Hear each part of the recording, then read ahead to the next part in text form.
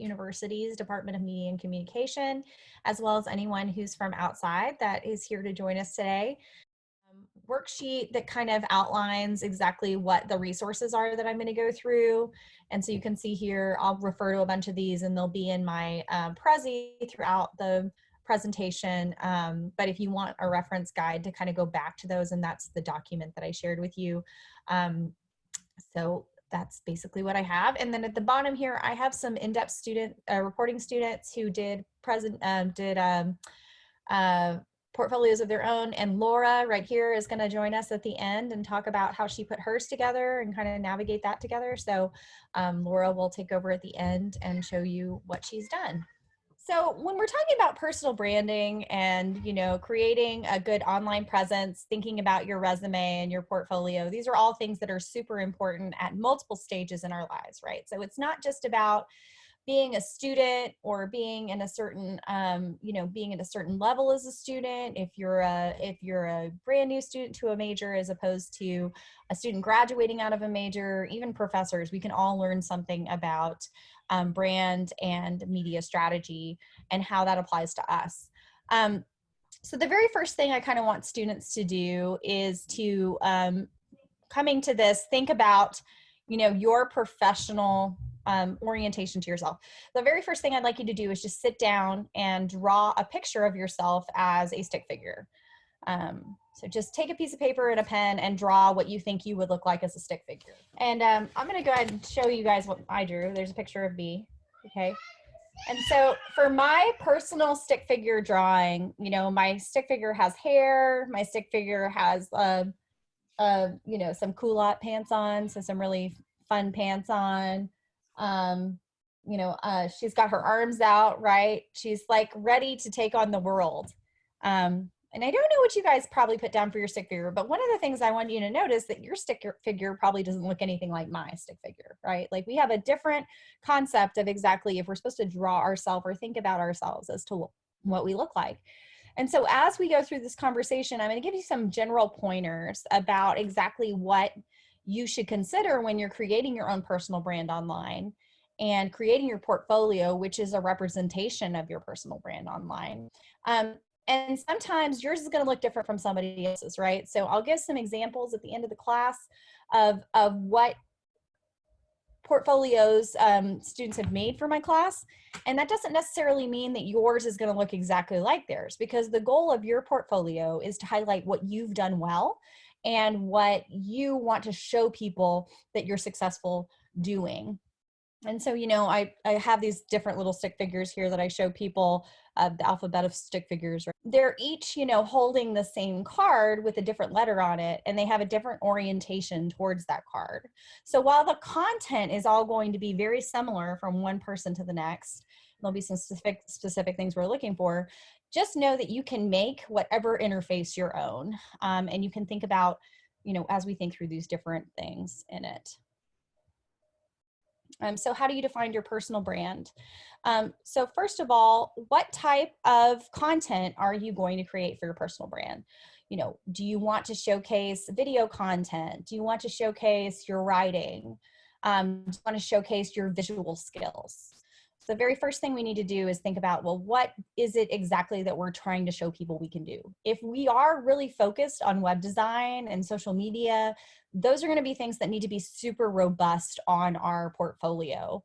If we're talking about being really good at writing and editing, we're going to need to show exemplary writing and editing stuff, right? And so considering writing a blog, or even considering putting multiple writing samples that are diverse would be important to that. The next thing to think about with the heart here is, what do you value? So what things do you value? What do you want to show people that you value? What are your values as a practitioner of whatever field it is that you're interested in? So if you are really serious about layout and design, you want to make sure that your portfolio has excellent layout and design. If you're really value ethics and you think ethics is a very significant part of what you're going to be doing in your job, you want to make sure that you have a personal ethics statement on your website that kind of talks about that. And how do you want those values to come across, right? So if you're very passionate about working for a nonprofit organization, you're going to make sure that you highlight the work that you've done that comes from the nonprofit world, and shows your connection to that. The next thing is, who is your audience? So thinking about audience, in public relations, we maybe talk about it being your public. We might talk about audiences in advertising, or even when we're thinking about who we're writing for journalism.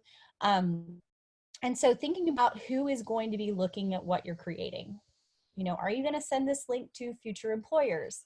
Are you going to be sharing it as a freelancer in some capacity? Is it what someone might look at when they're thinking about your graduate school applications? What audience are you trying to appeal to? Is it an internship coordinator? Are they a broadcast internship coordinator? So coming to whatever content you produce with the eyes of your audience is super important. What do you want to achieve based off what you're posting? So if you have a brand, the goal of a brand is to work towards a certain perception by your audience. Brand identity helps people to identify specifically what they think of automatically when they think of whoever this person is, right?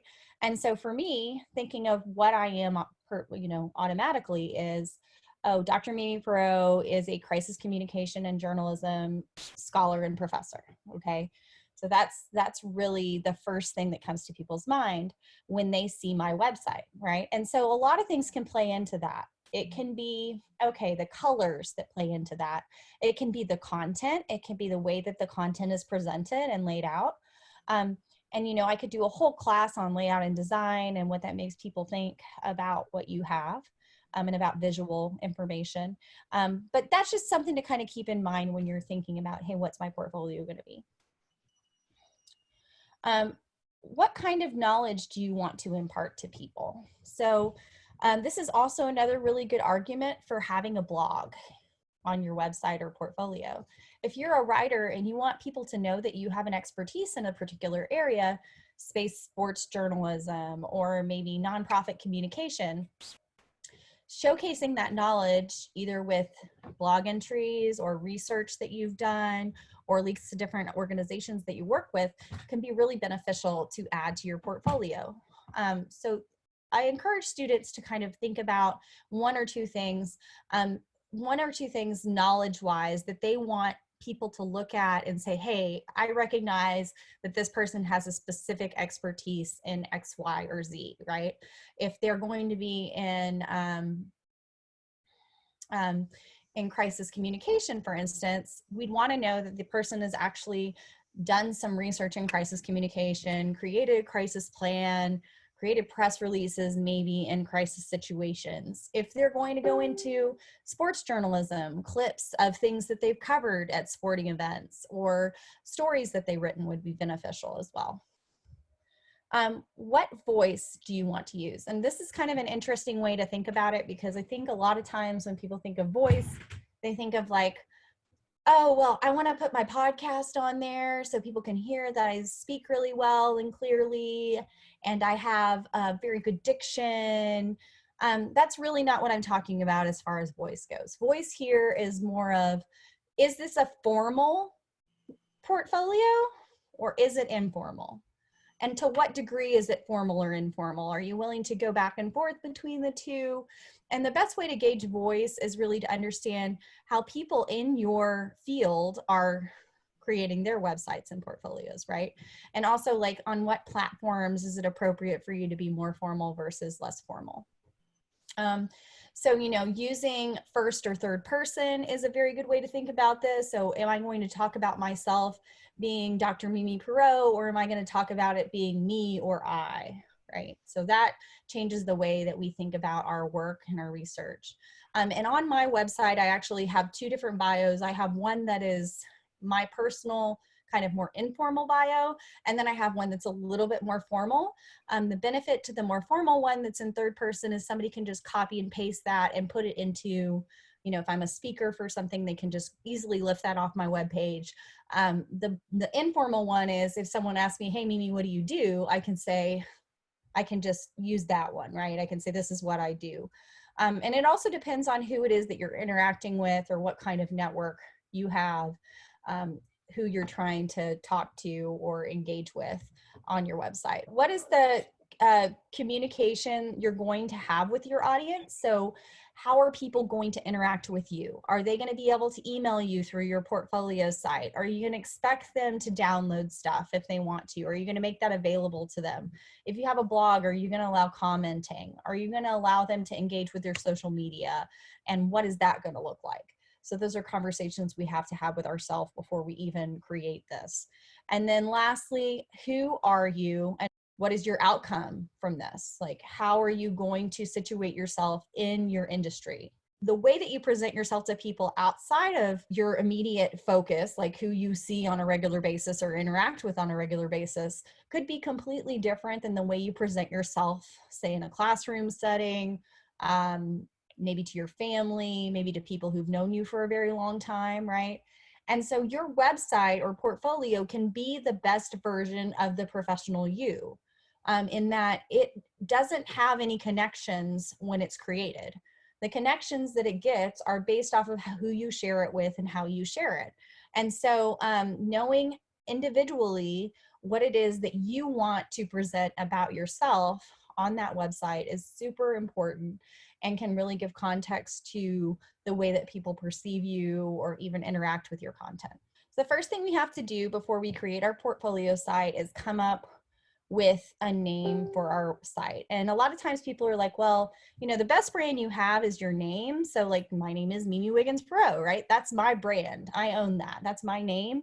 If you go into Google and you Google my name, what's going to come up? Pictures of me, my portfolio, you know, where I've worked, my LinkedIn profile, possibly a Facebook page if I have that, right? But a lot of times you might not have a name that's super recognizable, right? Or you might think, hey, my name's really challenging for people to say and it doesn't have really good brand recognition. So you might want to come up with something else.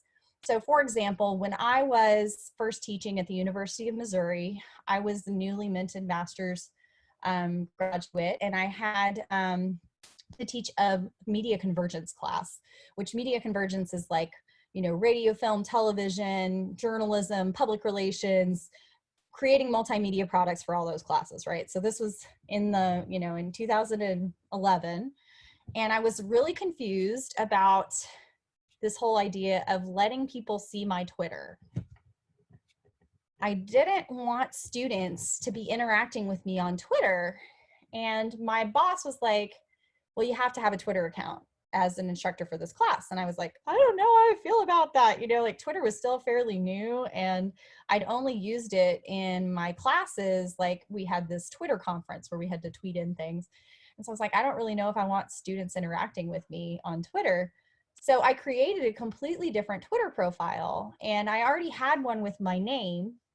And so I figured this one's going to be public. I should come up with something much more interesting for that.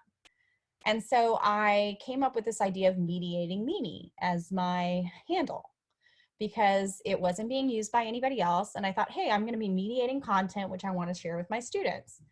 And so I just did that. I created it. Now, sometimes that's a little bit more challenging nowadays because there are only so many usernames out there, right? And everybody has a different take on it. But I have some resources here that I like to share with people about how to come up with some ideas for usernames that might not necessarily be your name, and how you can incorporate those into your personal brand. So for example, Jigpix has this really cool thing called a user name generator. And so you can put in any word or even your name and come up with a random username, right? And this is actually really good if you're coming up with a brand for your clients, because even if you don't end up using one of these, you might actually get your brain going, because a lot of times we have a hard time just kind of coming up with ideas. So for example, if we wanted to do something with cats, right? We can just type in the word cats. We can say go, and it'll give us all different kinds of usernames with cats, right? So it's a good way to kind of get your juices flowing and your creativity going, is to try this username generator. Another one that I use here is this website called noam.com. And it's a pretty simple website. You guys might have used it before, but it basically tells you where usernames are being used and where they're available on different social media sites. And especially if you're considering using a certain website, it's good to use. So I have like Cure Mediating Mimi. I can put it in and I can see what's there. I could put Laura Chrisman in here and see, you know, where Laura Chrisman's being used. It looks like it's available a lot of places. So Laura could be, oh, SlideShare, it's being used. So you might already have it open a couple places. The other cool thing here is it tells me about domain extensions, right? And one of the best things that you can do is to purchase the domain for your name, just so that when people Google your name, they're able to find it. And I can see, you know, Laura's name is available on all these platforms, and I can actually purchase it here if I want. Through different places. So that's available as well. I can see if it's trademarked. I can register my trademark on this web page. And then there's other information here as well. You can also search by different types of social media. So you can look at their social branding search engine. You can look at different types of social networks. So there's a lot of really great resources there.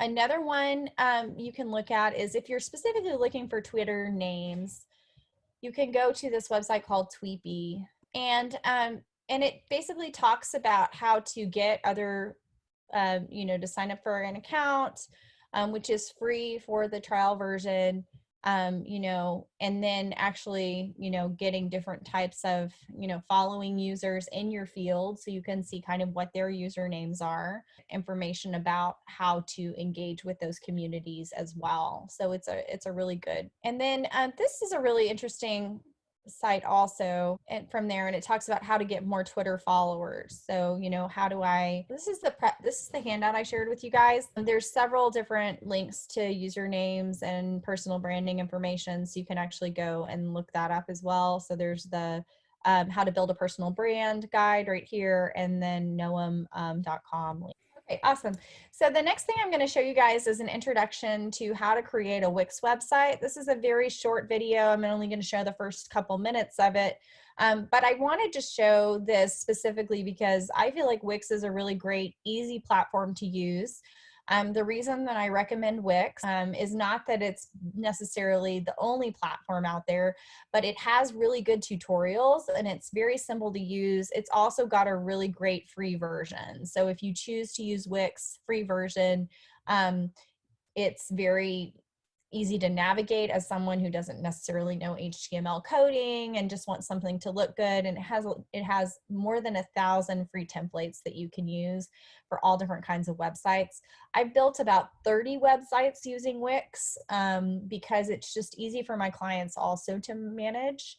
But my website was built through Wix. And so I give this as an option for students who are trying to figure out a really easy portfolio site. That said, Blogger is great, WordPress is great, there's other ones, but I just wanted to give you guys an example of how easy this is to put together. Hello everyone, my name is David Lee and I am a Wix certified trainer. And today I would like to give you a quick tutorial on how to easily create a stunning website with Wix.com. Without further ado, let's get started.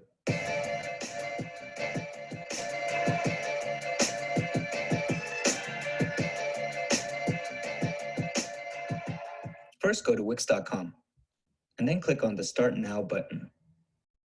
Here you can sign up via Facebook or Google+, or you can type in your email address. Make sure to choose the I'm a new user option, and then type in your password. After clicking Go, retype your email address and password, and then sign up. Now you have the option to choose a template. Choose a category that best fits your website. For example, if you want a website that showcases your music and promotes your band, you can click on Music. I'm currently in need. Go ahead and click on Other. Here you are provided with numerous stylish website templates based on your category. Scroll through all the pages and find a template you like best. You have the option to first view a template to get a sense of how it will look live on the web. I really like the layout of this site, so I'll go ahead and click on the Edit button in the corner. For me, my favorite functionality in Wix is the drag and drop feature of any element you see on a page. No coding required. Simply drag and drop text, images, menus, and galleries to any location you want. You'll be given options to manipulate it however you wish. Let's first start with the page background. You can click on the background and change the page design here or the page background here. Page background allows you to change the color, image, or video of the background. Wix provides awesome stock photos and videos for you to use for your background. I have a video I made that I would love to use, so I will click on video, upload videos, select the video, upload it, then click change background. The size limit for the video is 50 megabytes. We can now preview our site here to see the video background in action.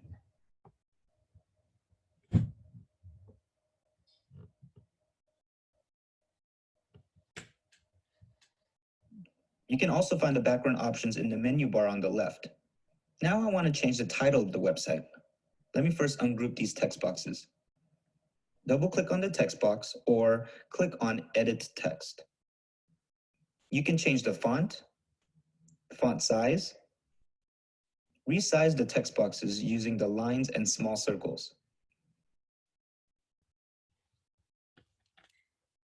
You can group elements by selecting multiple items. With the Mac, hold Command and click. For PCs, hold Control and click. After selecting multiple elements, the Group Elements button will appear. You can also choose to animate your elements as well.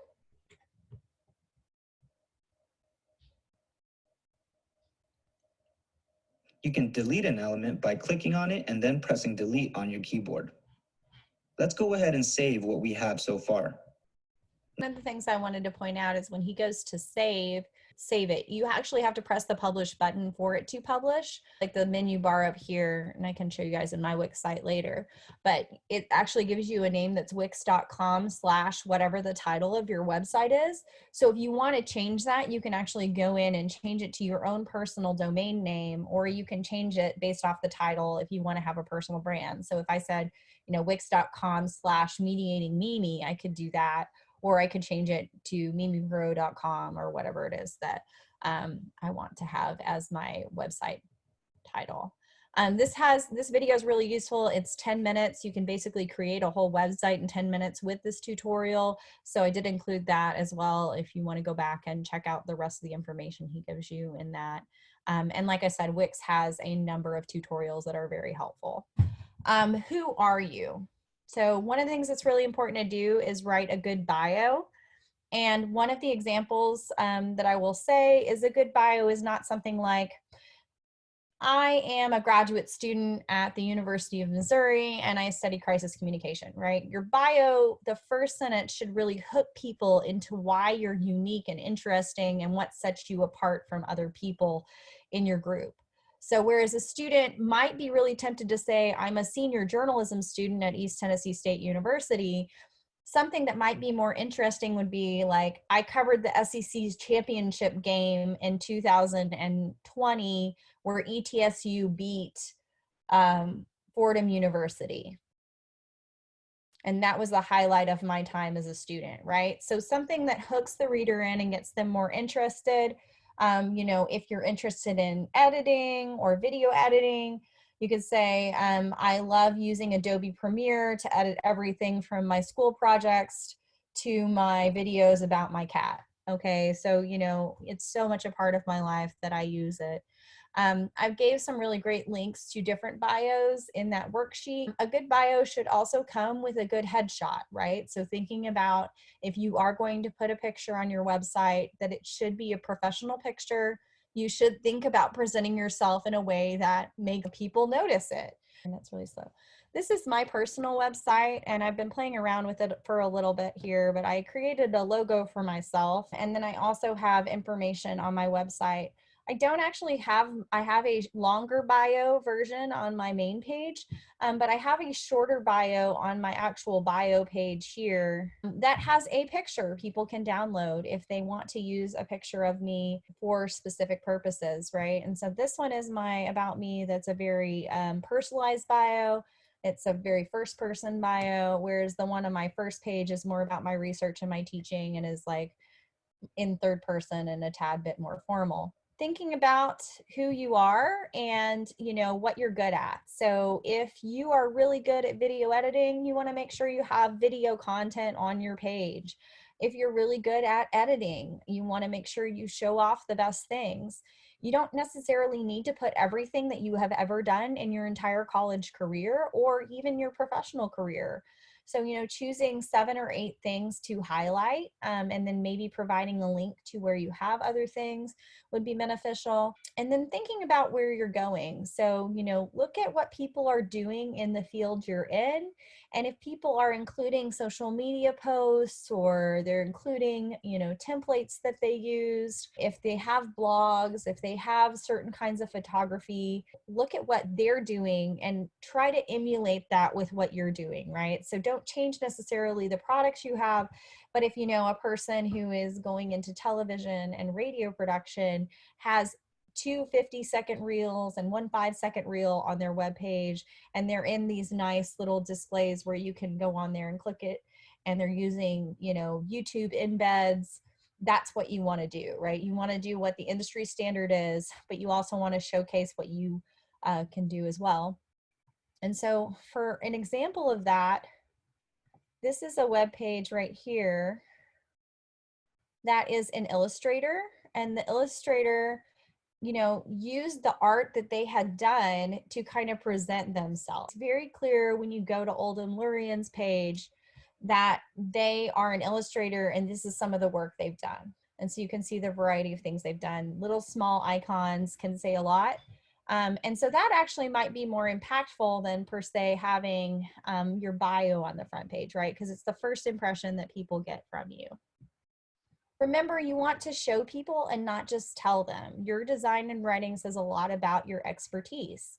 So if you're able to show people the content that you've produced in a way that's interesting and intriguing and not so much like overwhelming, right? Because putting everything up on your website would be super overwhelming for people.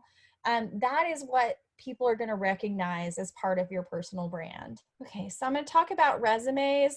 This is a student of mine. He gave me a really old version of his resume because every good portfolio includes a resume.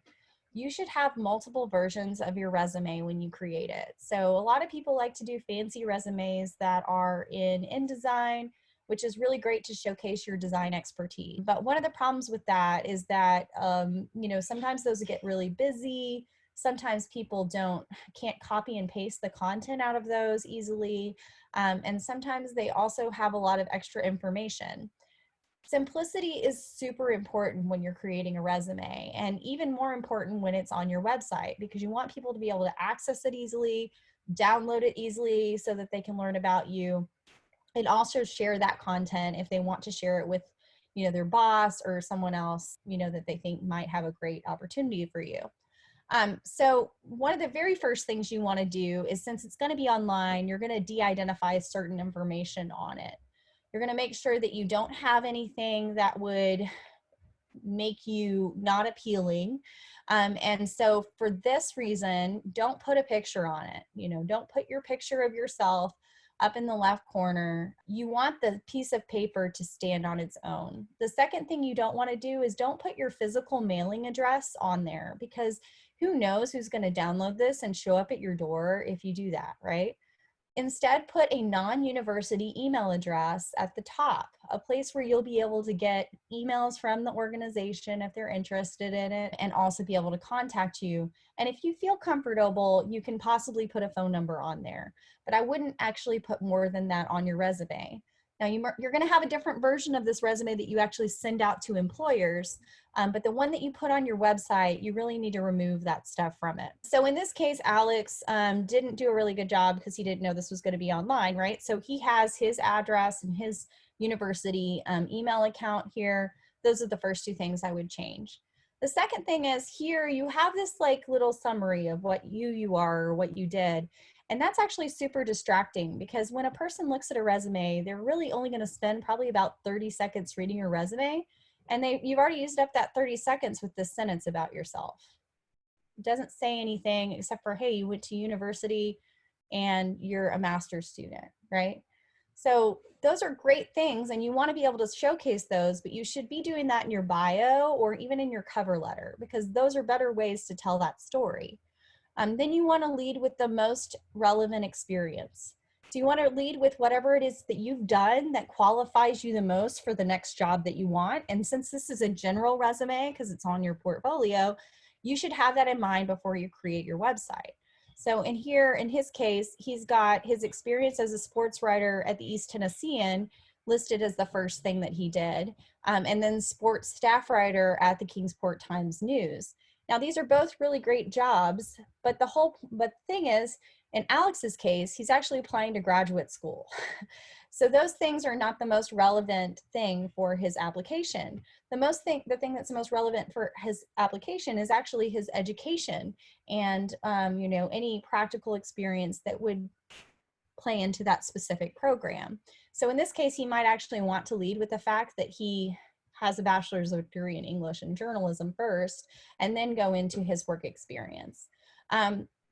Under each job, you should include information about actual things that you've done and things that have, like specific events you covered. So in this case, he wrote 2 articles a week covering sporting events and a range from basketball to baseball. That's really great because we get an idea of the scope of the work he did, but we'd also like some specific ideas. So covered the 2020 SEC championship, covered the, Big South, track meet of the year with these 4 schools. So getting a good overall picture is awesome, but specific ideas are also useful. This is also where you would include certain equipment that you had used. So if you shot in a certain type of film, or you used a multimedia iographer, or you used a DSLR camera, you could include that to talk about what you actually did in your job, because that's much more interesting and detail oriented, and you want to be able to grab people's attention right away. The next thing is for education. I've kind of split this in 2 pages. Under education, you want to make sure you include your graduation date, but not necessarily include things like high school education, right? It would be the most recent education that you've had before you go into the job. And also, most people don't necessarily want your GPA. GPAs are sometimes inflated and they don't necessarily give us anything except for, hey, you got good grades, which some people who get good grades are not necessarily good at certain skills. And so you might consider putting something like if you graduated with honors or you received a certain scholarship under your education, instead of just putting I had a 3.2 GPA, which doesn't necessarily give the whole picture. He also has these 2 sections, strengths and activities, useful, but you might want to rework those. Instead of saying strengths, you might list the strengths specifically under your job. So if you had a job where you had leadership responsibilities, saying that you were a leader and you had a strong work ethic and that you always showed up to work on time or met specific deadlines is going to be much more impactful than just listing off the strengths that you have. Also, most of us should know how to use the Microsoft Suite and use Microsoft Word, so that's not necessarily a specific strength. If you had some sort of skills based off of programming or training that you had, I think that would be a better thing to list underneath this section. Proficient with certifications in Adobe Premiere, FEMA certification in social media management. Those are the kind of things that you really want to put under strengths or skills. And then activities, while people appreciate well-rounded people, you don't necessarily need to have too much information there. And this would only be if you had enough room on your first page, because most likely Resume should not be more than 1 page. You're going to probably get somebody to read about 1/4 of that page if you're lucky. My friend who does hiring for multiple internships has told me, basically what they do is they look at your resume for 30 seconds, and if it hooks them, they stick it in one pile, and if it doesn't, it goes in basically in the trash pile, and then they go through them again to look for specific things. So, if you want to hook people, just know that you have very little time and space to do that, and even more so in our recent time. Here's some links to our career services webpage. They have a lot of opportunities. We're also members of the Handshake Network, which is most universities have Handshake, and it's a great way for students to search for jobs that are just geared towards new students. And this is also a link to what not to put in your cover letter, because I think that's really important to think about when you're creating a resume and cover letter. You don't want to put certain things in your cover letter, but there are certain things that you should include. And similar to a bio and information you put on your profile website, your cover letter should tell a little bit richer story than just a resume and just be a list of things. I had a person who used to speak to one of my classes at Appalachian State, and what she used to say is, if the first letter of the cover letter doesn't tell us what an amazing person you are, then really we have no business going any further. So if you say something like, I'm here to apply for this job, well, of course you are.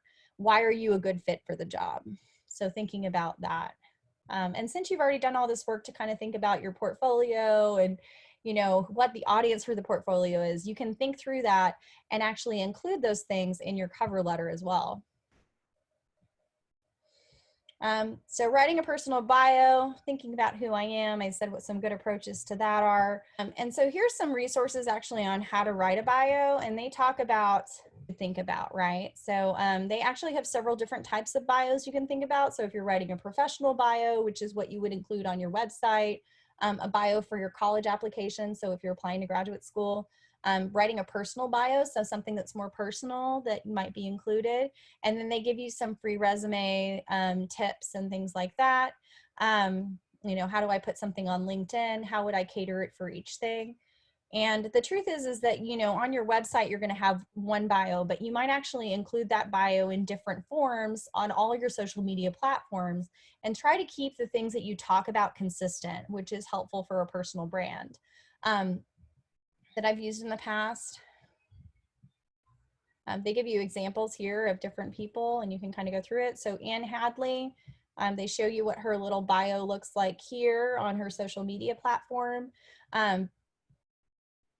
And so you can see kind of what she said here. She said, this is Anne Hadley's website, and this is a bit of copy about her. She's a best-selling author, social media content marketing keynote speaker, and the chief content manager of Marketing Profs, a monthly columnist for Entrepreneur Magazine. If that's not giving you a lot of detail, is it? So read more here. So this is the smaller version, and then she actually has a longer version of it. So I think you should always think about, like, how can I condense whatever it is I'm saying into a very short amount of space? So like maybe the Twitter version versus the, Instagram version versus the, longer version. Another great website is this website called aboutme.com, and it can help you kind of create a website and an online persona. So here, this is my picture, and it's a free website, and you kind of put yourself in a Rolodex. Basically, they call themselves a visual Rolodex. I have my name, I have a link to my website here. I'm a teacher in Tennessee, and then I have my bio, and I have a link to my Twitter page. So all that's included here. So it's kind of a mini website, which also provides a Rolodex. You can also, once you create an account, go in there and search for different people in your field and look at kind of what they've created. You can upload any sort of icon to this. So it could be an illustrated picture if that's something you want to highlight. And the version that you pay for, you can actually put a video in there if you want to do that as well. So that's another example. What do I choose? I want to choose something that represents my brand identity.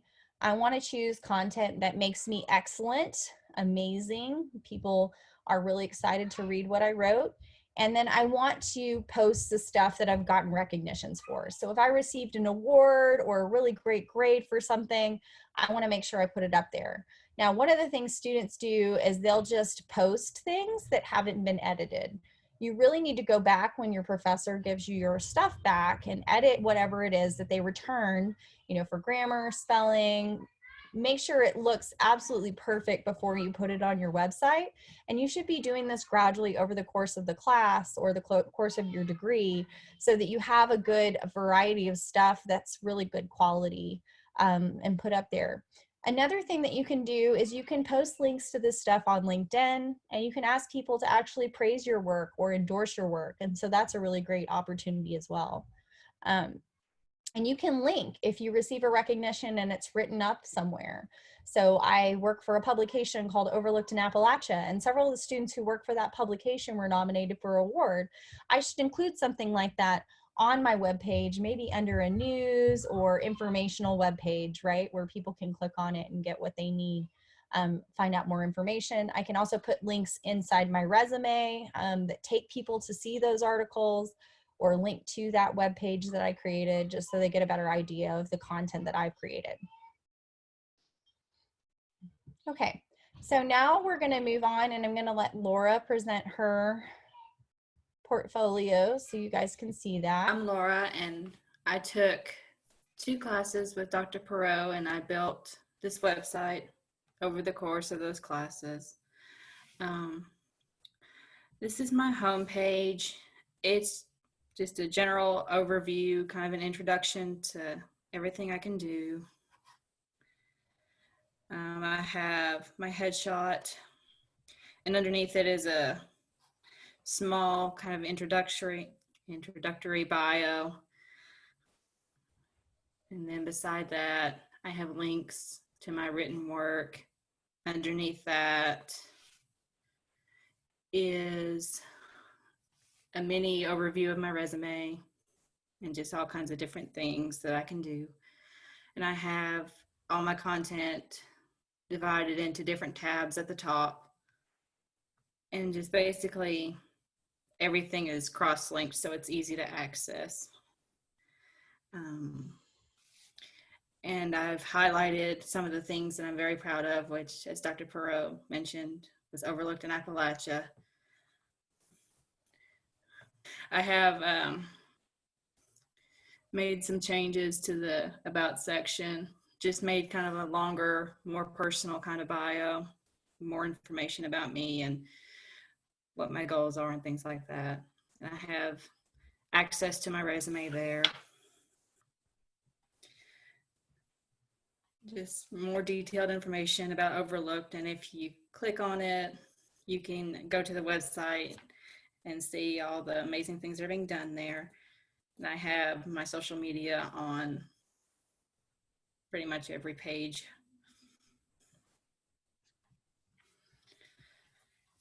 And then I have specific projects into different tabs.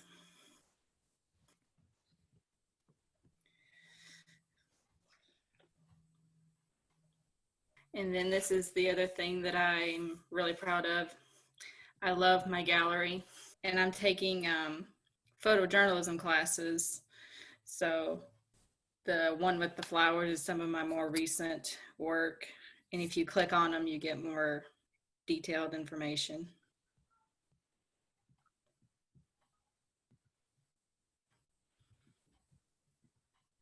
And just everything's credited, and tried to keep it within AP style, really try to pay attention to that.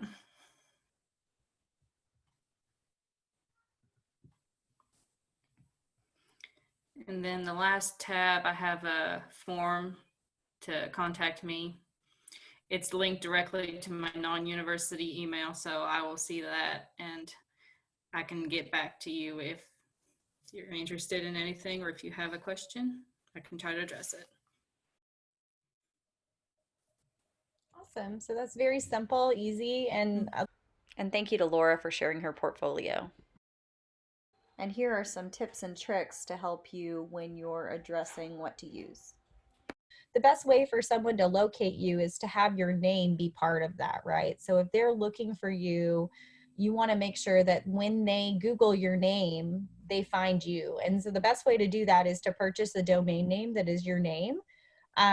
The other thing that is really useful is having that cross branding, right? So having the same brand on social media represented on your web page, represented on, you know, wherever it is that you interact with people, right? So creating a space where you can do that. And you know, I teach journalism and PR classes, so I'm mainly just trying to help students prepare for how can I present my work when I send it to a potential employer or put it up on LinkedIn or, you know, put it up on Handshake. What is it that I want to present to them, right? Because, you know, working to get a job or an internship is more about you trying to connect with people and share your content with them. And if you can provide it in a way that it's easy for them to access and they can see instantaneously what you can do, you're going to be more likely to make an impression than if you just are like blind applying for jobs on LinkedIn, which a lot of people do. And so, you know, those connections are super important. I wish that I could ensure that by creating an online portfolio, students were going to instantaneously get a job. But a lot of getting a job is about you putting the effort in yourself. The nice thing about the portfolio is that it can do a lot of work for you that you don't have to do, right? If you already have it organized and can send it out, you don't have to do that every single time you apply for a job or connect with a new person. And so that's super important. I could do a whole lecture on search engine optimization and how to get people to find you, right? Which, you know, there's whole classes on that. And the best way is so that you use certain keywords. So if you are a designer, make sure that you have a design tab on your portfolio, because if people are searching for designers in East Tennessee, you want to come up in that search. And in a lot of ways, it is restrictive, because if you don't pay for that domain and you don't pay to put your keywords in whenever you register your website, you are going to have a harder time competing. That's why I say, you know, spend $120 a year or ask your parents to do it as a graduation present so that you can have your own domain name, because that's super important. And to me, you know, like it's cheaper, you know, I just don't go to Starbucks as much, or you know, I don't take a day trip and go to the movies, or I don't buy a new t-shirt, because it's, you know, it's only $10 a month, really, when it comes down to it. But it is a great opportunity to kind of gather all your stuff. And I do think a lot of students really struggle with when they go on the job market, like, oh my gosh, I didn't gather all this stuff up when I was in school and I have to do it all now. And I don't even know what I'm good at, right?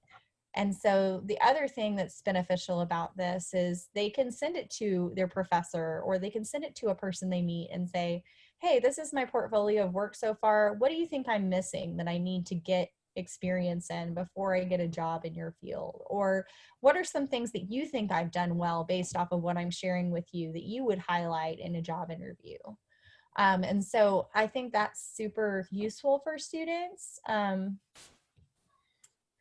You know, my whole thing is there's going to be content out there on the web about you. Why not try to present the best possible version for people if they're going to go find it?